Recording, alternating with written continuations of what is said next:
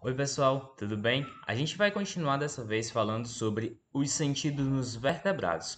A gente viu na aula passada os sentidos dos invertebrados e hoje a gente vai falar no sentido dos vertebrados. Eu sou o Jefferson, sou professor de Ciências e Biologia e vamos lá para a aula.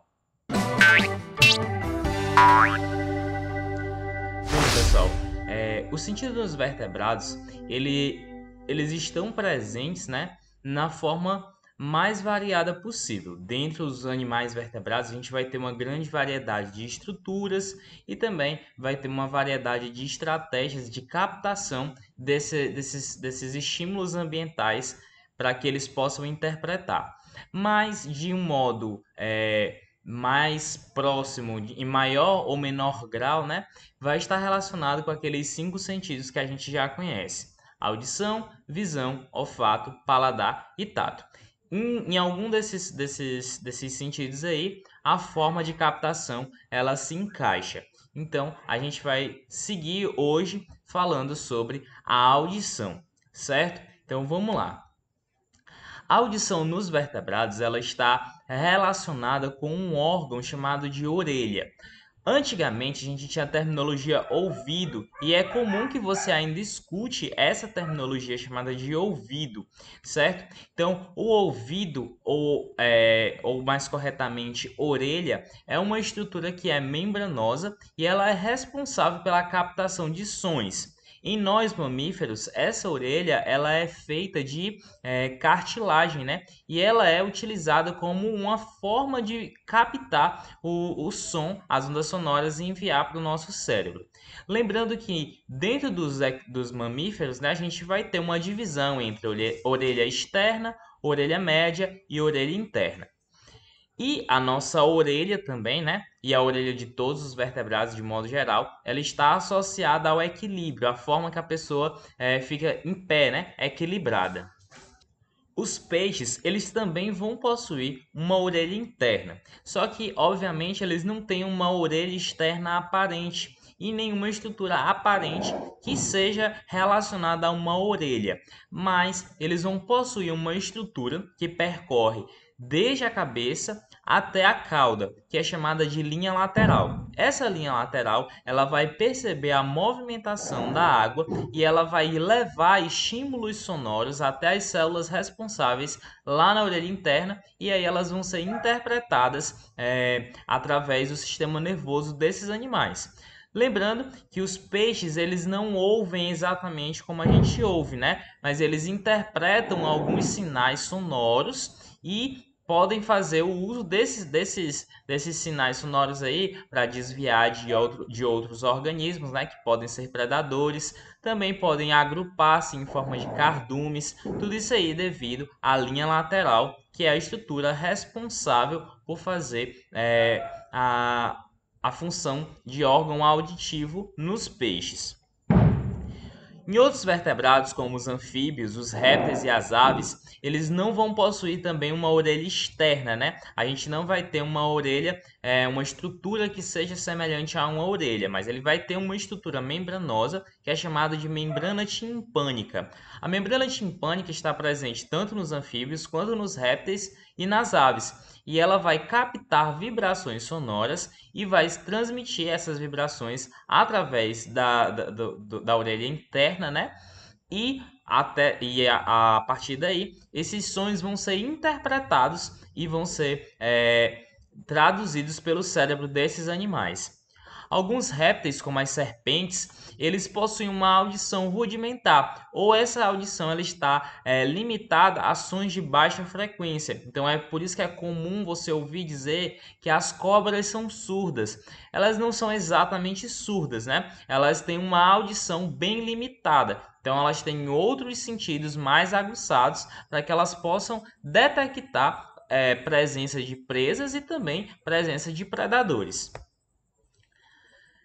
E, finalmente, nós temos os mamíferos. Os mamíferos são animais que possuem 3 tipos de orelhas: as orelhas externas, a orelha média e a orelha interna. A orelha externa ela é responsável por captar as ondas sonoras. certo? Então ela vai chegar lá as ondas sonoras vão chegar na orelha externa e vão ser conduzidos pelo canal auricular, que é esse canalzinho que fica aí entre a orelha externa e a orelha média. Na orelha média, a gente vai ter a presença de uma membrana que é semelhante àquela membrana lá dos répteis, das aves e dos anfíbios, chamados de membrana timpânica ou tímpano, né? O tímpano dos mamíferos ele está conectado com três ossículos: a bigorna, o estribo e o martelo. Esses ossos vão vibrar e vão enviar as ondas sonoras para uma estrutura chamada cóclea, que vai ficar na nossa orelha interna. Lá na cóclea, a gente vai ter cílios que vão vibrar na frequência correta e vão enviar impulsos nervosos para o nosso cérebro, e esses impulsos que forem enviados para o nosso cérebro vão ser interpretados na forma de som. Então, como a gente já havia comentado antes, o que faz você ouvir não é não é o seu ouvido, né? Na verdade, o que ouve é o seu cérebro. O seu cérebro é que é capaz de ouvir, não o seu ouvido. O seu ouvido é apenas um canal condutor de ondas sonoras. Então a gente tem a emissão de sons. Dentro dos vertebrados, os anfíbios foram os primeiros organismos a conseguir emitir sons. Então o que acontece aqui na emissão de sons? Os anfíbios vão possuir uma estrutura chamada de saco vocal. Esse saco vocal, ele se enche de ar e ele passa por uma estrutura chamada de glote. E aí, quando o ar passa por essa glote, ele consegue fazer aquele barulho que a gente chama de coachar, certo? Então, os sapos eles vão coachar, sapos, rãs e pererecas, eles vão coachar no período reprodutivo, com o intuito principalmente de atrair fêmeas para o acasalamento. Mas também pode acontecer que haja, durante a disputa territorial entre dois machos, a emissão de sons. E além dessa emissão de sons, vai haver aquelas brigas violentas, né? Que podem inclusive acabar com a morte de um dos competidores, né? Então, dentro dos animais é comum que haja essa disputa de território e a utilização de sons, né? Talvez aquele que faça o som mais alto, ele consiga afugentar o outro, ou que faça um som mais bonito, consiga atrair mais fêmeas. Enfim, tudo isso aí são estratégias que foram surgindo para que esses organismos tivessem mais sucesso aqui na Terra. Outros organismos que também são capazes de emitir sons são as aves. As aves elas vão ter uma estrutura chamada de siringe. A siringe ela é formada por pregas vocais que estão ligadas na traqueia, né? Elas ficam localizadas ali próximo da traqueia. A traqueia nas aves ela é responsável por fazer a vocalização, né? A condução de ondas sonoras no sentido de emissão de sons. Então, essa sonoridade, né, ela é feita com mais de um motivo. Pode ser também no período reprodutivo, né? O pássaro que tem o canto mais bonito é aquele que vai atrair mais fêmeas. Também pode ser utilizado em disputas territoriais. As aves também brigam por territórios. Geralmente quem briga por territórios são os indivíduos machos, né? Eles disputam territórios com outros machos para que eles possam ter maior chance de se reproduzir. E também serve para comunicação entre indivíduos da mesma espécie. Então, quando um pássaro canta, ele emite esse som, né? Um outro indivíduo da mesma espécie pode reconhecer aquele canto, né? E aí vai haver uma comunicação entre esses dois indivíduos que são da mesma espécie. E, obviamente, organismos que fazem emissão de sons são os mamíferos, através da laringe. A laringe é essa estrutura que fica aqui na nossa garganta, né? E na maioria dos organismos mamíferos também vai ficar na garganta. E os sons nos mamíferos eles são emitidos em diversas ocasiões, tanto para comunicação, no caso, inclusive de organismos menos complexos, como por exemplo, cachorro, gatos, eles vão fazer essa vocalização para gerar uma comunicação entre eles, certo? Também pode ser uma forma de procurar indivíduos para reprodução, né? No momento de reprodução, em disputa de territórios. E alguns animais, inclusive, utilizam expressões faciais para complementar as suas vocalizações. No caso de chimpanzés, por exemplo, eles vão fazer a vocalização, mas eles também vão utilizar expressões faciais. E nós, seres humanos, nós temos a vocalização, né, a formação de voz para comunicação, para para procurar parceiros sexuais também, né, para reprodução. Todas essas atitudes que os vertebrados tomam, nós também tomamos. Nós somos animais assim como eles, né? Obviamente que a gente tem uma capacidade maior de raciocínio, mas a gente continua utilizando a nossa voz de uma forma que a gente utilize para se comunicar, para disputar território, não da forma que eles fazem, mas a gente também tem nossas formas de demarcar território.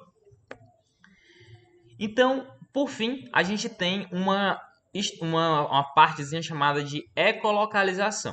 O que é essa ecolocalização? A ecolocalização é se localizar através de eco, certo? Parece bem óbvio, né? Mas o que acontece? O organismo ele vai emitir um som e ele vai esperar que esse som bata em um objeto e o eco da onda sonora volte até ele. E aí ele vai interpretar aquele som de uma forma que ele vai desviar daquele objeto, né? Quem faz esse tipo de ecolocalização? Morcegos, baleias e golfinhos. Esses três organismos aí, a gente já conhece as suas formas de gerar essa ecolocalização. Inclusive, a gente chama de sonar, certo? Então, eles emitem ondas ultrassônicas, ou seja, eles estão acima das ondas de som que a gente consegue ouvir. Então, se o morcego passar por você, ele está jogando ultrassom, né? Mas você não está ouvindo porque essa onda está acima da sua capacidade de ouvir.